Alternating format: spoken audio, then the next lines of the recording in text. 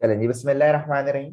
तो student second year mathematics में last class में मेरी आपसे बात एक्सरसाइज 5.1 पे हो रही है और आज हम एक्सरसाइज 5.1 को कंटिन्यू करेंगे। 2 सवाल रह गए और उसके बाद इंशाल्लाह हम एक्सरसाइज 5.2 को स्टार्ट करते हैं। ठीक है, सो स्टूडेंट सबसे पहले देखें एक्सरसाइज 5.1 में हम कर रहे हैं क्वेश्चन नंबर 7। तो क्वेश्चन नंबर 7 में बच्चे आपके पास लिखा हुआ है if the pressure y and the volume x are connected by the formula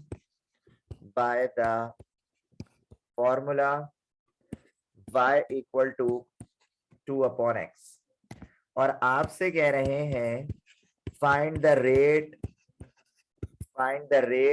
of change of y with respect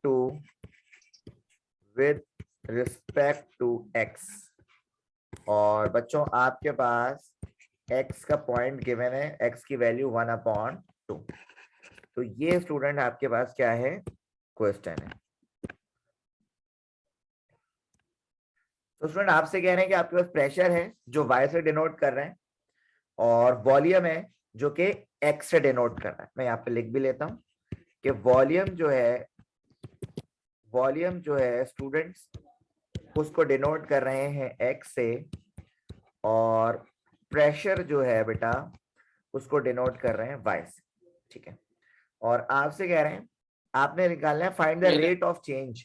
rate of change का मतलब जो डेरिवेटिव निकालना है, rate of change of y with respect to x, यानी dy by dx student आपने क्या करना है, फाइंड करना है।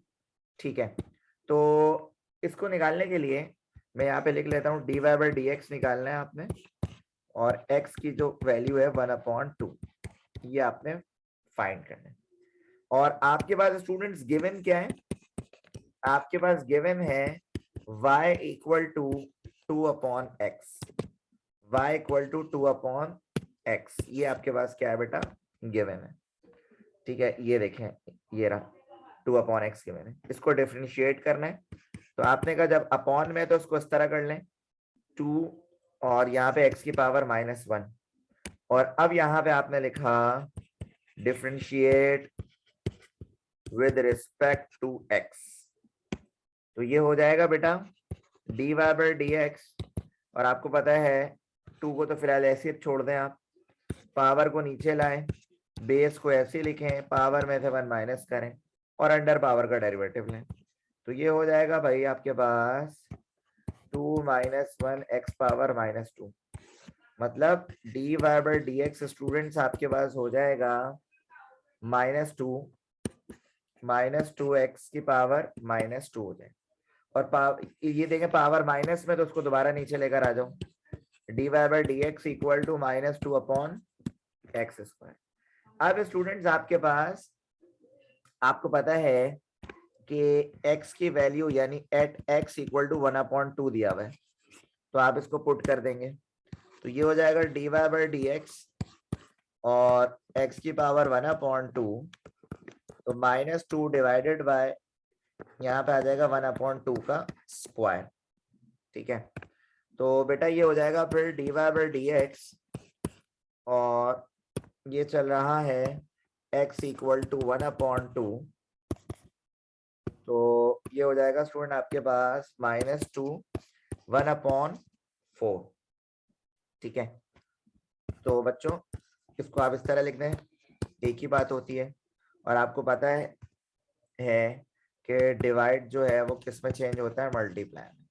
तो आपके पास फाइनल आंसर आ रहा है -8 आ रहा है।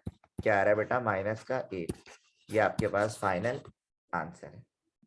ठीक है, तो इसी तरह स्टूडेंट्स एक और क्वेश्चन आपके पास, क्वेश्चन नंबर 8। क्वेश्चन नंबर 8 में बच्चों आपसे कह रहे हैं the radius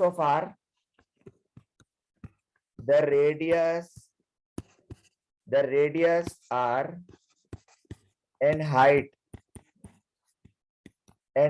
h of a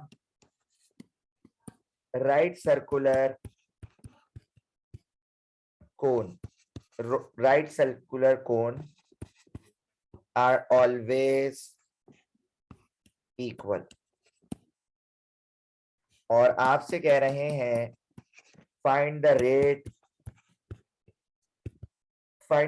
of change of the volume of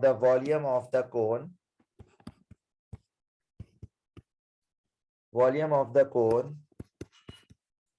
with respect to h। ठीक है, तो आपको देखें इसमें आपको रेडियस जो है वो r के बराबर है। ये देखें रेडियस जो है वो r के बराबर है, हाइट जो है बेटा वो आपके पास h के बराबर है। और आपसे क्या कह रहे हैं कि radius r and height h of a circular cone are always equal, यानी r जो है वो इक्वल है किसके, h के। r किसके इक्वल है बेटा, h के इक्वल है। और आपने मालूम क्या करना है, ये देखें आप, टू फाइंड, आपने मालूम करना है rate of change of volume with respect to h, यानी आपने dv अपॉन dh निकालना है बेटी। ठीक है, तो आपने सबसे पहले देखें यहाँ पे लिखा we know that the volume of right circular cone is, तो राइट सर्कुलर कोन का फॉर्मूला क्या होता है बच्चों, ये होता है v equal to 1/3 pi r square h। ठीक है, ये फॉर्मूला होता है। फिर उसके बाद आप ये कह रहे हैं कि r और h दोनों बराबर हैं, तो मैंने लिखा put r equal to h, तो v equal to 1/3 pi, r की जगह मैंने लिख दिया h स्क्वायर और ये रहा h, तो बेटा जी ये हो जाएगा v equal to 1/3 pi h cube. ठीक है, और अब स्टूडेंट हम इसका क्या लेंगे, डिफरेंशिएट करेंगे। तो मैंने यहाँ पे लिखा differentiate with respect to h, तो ये हो जाएगा dv upon dh equal to, ये तो कांस्टेंट चीजों को तो बाहर रखो, h क्यूब का डेरिवेटिव लोगे ना, h क्यूब का जब डेरिवेटिव लोगे या आएगा आपके पास 3h स्क्वायर, है ना। और बेटा 3 से 3 कैंसिल, तो फाइनल आंसर आ रहा है आपके पास पाई h स्क्वायर, ये आपके पास फाइनल आंसर हो गया। और इसी के साथ हमारी एक्सरसाइज 5.1 क्या हो गई स्टूडेंट्स, खत्म हो गई। और स्टूडेंट्स अब हम शुरू कर रहे हैं exercise 5.2।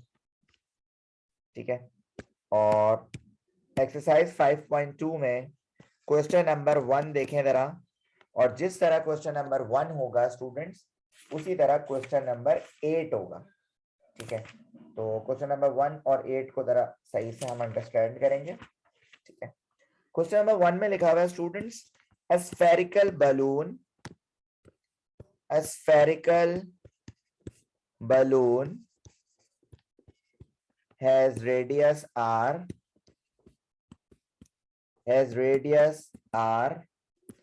units,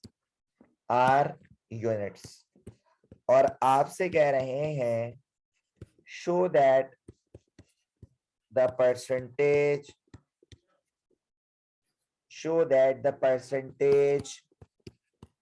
increases its volume is approximately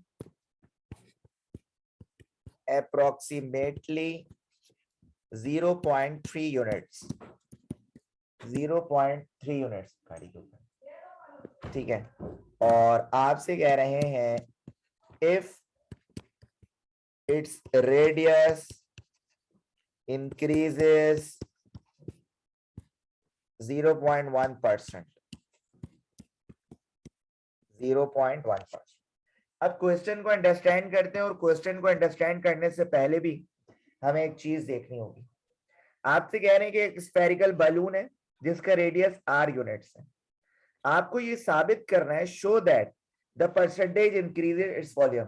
आपको ये साबित करना है कि इसका जो वॉल्यूम है स्टूडेंट्स, इसका जो वॉल्यूम है वो अप्रोक्सीमेटली 0.3% जो है वो इंक्रीज हुआ है स्टूडेंट्स। क्या हुआ है?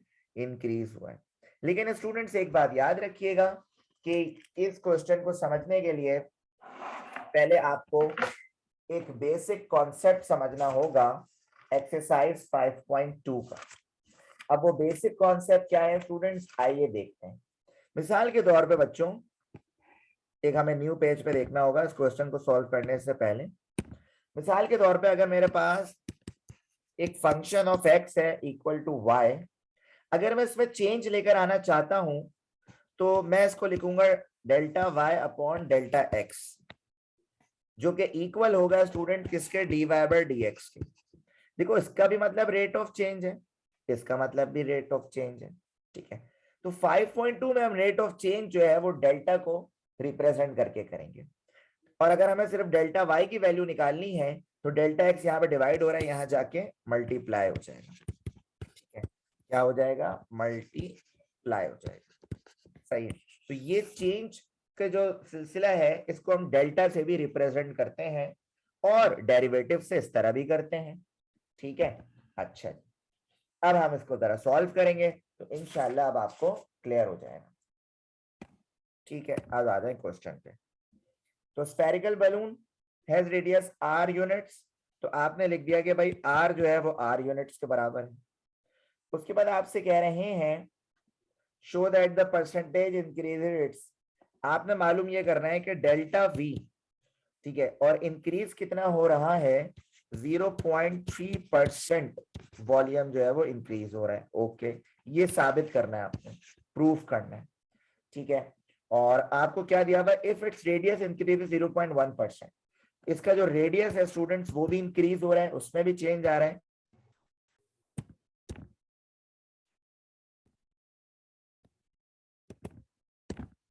अच्छा जी,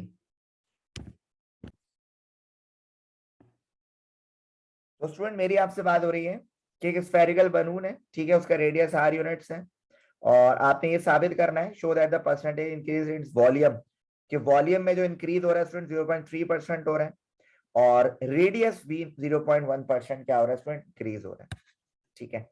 ये बात आपको पता है। अब एक चीज स्टूडेंट आपको और पता है, वी नो दैट कि भाई स्फेरिकल की बात हो रही है तो वॉल्यूम ऑफ स्फेयर का फॉर्मूला स्टूडेंट्स आप लोग जानते हैं, v equal to 4/3 pi r cube, ये फॉर्मूला होता है वॉल्यूम ऑफ स्फेयर का।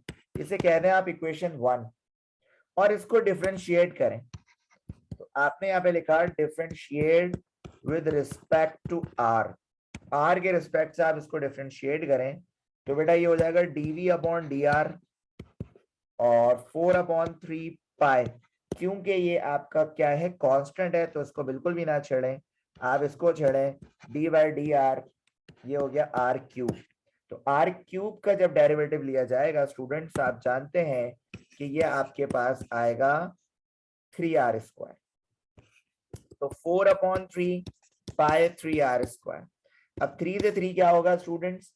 कैंसिल होगा, लेकिन फिलहाल मैं नहीं कर रहा कैंसिल। क्यों नहीं कर रहा मैं अभी आपको बताता हूं थोड़ी देर में। तो यहां से 3 कॉमन ले लें तो ये हो जाएगा 4/3 पाई r², ठीक है। अच्छा, अब स्टूडेंट देखिएगा कि आपके पास मैंने आपको एक बात बताई थी थोड़ी देर पहले कि सर के delta v upon delta r भी एक ही बात होती है, किसके? dv अपॉन dr की। ये बात मैंने आपको बताई थी थोड़ी देर पहले। तो डेल्टा r यहाँ डिवाइड हो रहा है, यहाँ जाके मल्टीप्लाई होगा, तो delta v equal to dv upon dr, और ये आ जाएगा डेल्टा r, ठीक है। मैंने आपको थोड़ी देर पहले ये वाली बात बताई थी। तो बेटा डेल्टा v इक्वल है dv अपॉन dr की जगह आप ये पूरा लिख दो, 3 इंटू 4/3 πr²। और डेल्टा आर स्टूडेंट्स जो कि आपके पास गिवन है कितना, 0.1।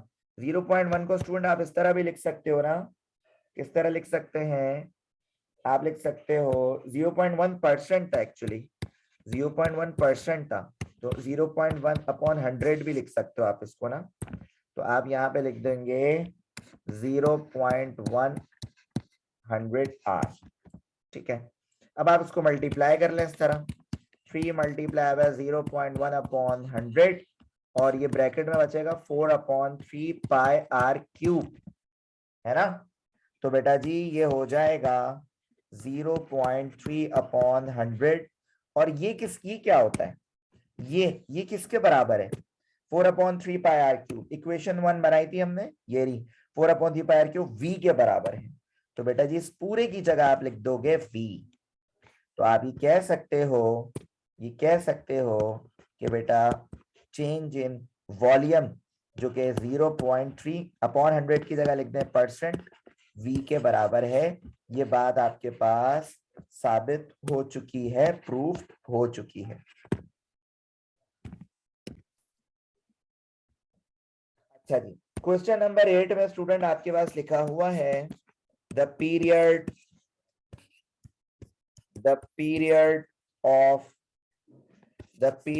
of an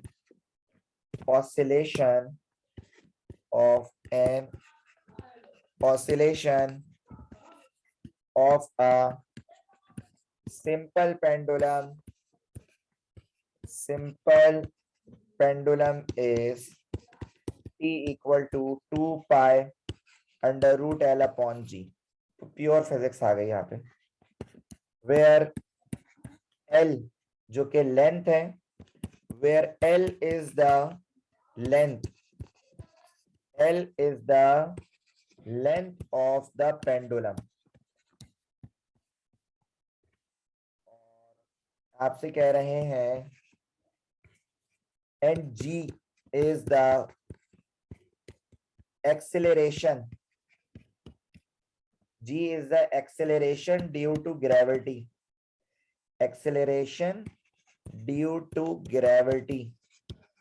तो लंबा सवाल है, और आपसे कह रहे हैं find the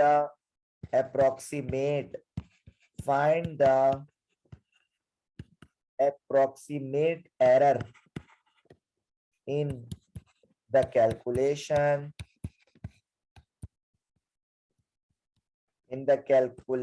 of t when an error of 1% is expected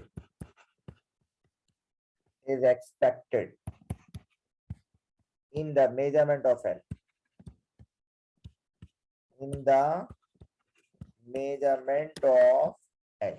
चलिए आइए जरा इस क्वेश्चन को अब हम समझते हैं। आपको जो है स्टूडेंट्स सिंपल पेंडुलम की एक इक्वेशन गिवन है, t इक्वल टू 2π√L/g, इसमें L जो है स्टूडेंट वो लेंथ ऑफ पेंडुलम है, g जो है वो acceleration due to the gravity है। आपसे कह रहे हैं find the approximate error in the calculation of t, यानी आपने डेल्टा t निकालना है। क्या निकालना है, डेल्टा t। देखें सॉल्यूशन में t गिवन है आपके पास 2π√L/g, इसे कह लें आप इक्वेशन 1। उसके बाद आपको चेंज इन लेंथ दी हुई है कितनी, 1% दी हुई है। 1% का मतलब होता है 1/100 लेंथ। और आपसे कह रहे हैं change in error in calculation of T, यानी डेल्टा टी निकालना है बेटा, ठीक है। अच्छा अब आप देखें आपके पास ये इक्वेशन है ना, t इक्वल टू 2π√L/g, तो उसको चेंज करते हैं, है ना। इसको चेंज करोगे तो t इक्वल टू 2π√L/√g। अब इसको सेपरेट क्यों करा बेटा, क्योंकि 2π/√g ये तो कांस्टेंट में काउंट किया जाएगा, जो रूट L है इसकी जगह कर दो L की पावर 1/2। और अब यहाँ पे आप लिखें differentiate with respect to L, तो ये हो जाएगा आपके पास dt upon dl equal to 2 pi root g, और यहाँ पे करोगे d अपॉन dl और l की पावर 1/2। तो बेटा जब आप इसका डेरिवेटिव लेंगे तो dt अपॉन dl बड़ा कर दो इधर, dl equal to 2 pi upon under root g। तो बेटा देखो पावर पहले नीचे आएगी, पावर में से 1 माइनस करोगे तो ये सिलसिला चलेगा 2 पाई अपॉन रूट g। 0.5 1/2 की जगह क्या लिखा 0.5, l की पावर -1/2। सही है। अब एक बात आप जानते हैं, कौन सी बात जानते हैं कि सर dt अपॉन dl जो कि हमें पता है, इसको हम इस तरह भी लिख सकते हैं delta t upon delta l equal to dt upon dl, है ना। तो बेटा डेल्टा l यहाँ डिवाइड हो रहा है, यहाँ जाके क्या होगा मल्टीप्लाई होगा, क्या होगा मल्टीप्लाई। तो डेल्टा t इक्वल हो जाएगा dt अपॉन dl और इनटू डेल्टा l के, है ना।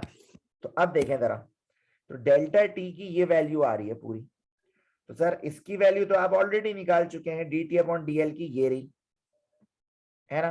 तो आपने लिखा delta t equal to 2 pi upon under root g और 0.5 और l की पावर है -1/2, ठीक है। और डेल्टा l की वैल्यू क्या है, डेल्टा l की वैल्यू क्या है भाई, इधर देखो डेटा में डेल्टा l तो अच्छा देखा ही नहीं था आपने, यहाँ ये रहा 1/100, ये रहा 1/100 l। तो बेटा जी ये आपके पास हो जाएगा 1/100 l, ठीक है। तो डेल्टा t इक्वल टू 0.5 को बाहर करो और ये हो जाएगा 2 पाई अपॉन रूट g और l की पावर हो जाएगी आपके पास, अच्छा 1/100 आ रहा है बच्चों, तो ये हो जाएगा l पावर 1 - 1/2, ठीक है। और इस 100 की जगह ना, इस 100 को यहाँ पे इस तरह लिख दो 0.5%, 0.5%, और बेटा ये हो जाएगा 2 पाई रूट g, l की पावर हो जाएगी 1/2, है ना। अब देखो ये वाली जो टर्म है, ये वाली पूरी टर्म किसके बराबर है, ये वाली पूरी टर्म इसके बराबर आ जाएगी, आपकी इक्वेशन 1 के t के बराबर आ जाएगी, है ना। इसको मैं और भी सही करके लिख देता हूँ 0.5% और 2 पाई अपॉन रूट g, और इसको हमने रूट l कर दिया, इसको वापस सही कर देते हैं और ये आपके पास हो जाएगा कुछ इस तरह डेल्टा t इक्वल टू 0.5% और 2 pi root l upon g, ठीक है। अब ये पूरा वही बन गया, और अब ये वाली पूरी वैल्यू हम कहाँ से उठाएंगे, इक्वेशन 1 से उठाएंगे, जो किसके बराबर है t के बराबर है। इस पूरे की जगह आप रखोगे t, डेल्टा t इक्वल हो गया 0.5% t, और ये बात क्या हो गई स्टूडेंट्स, प्रूफ हो गई, साबित हो गई।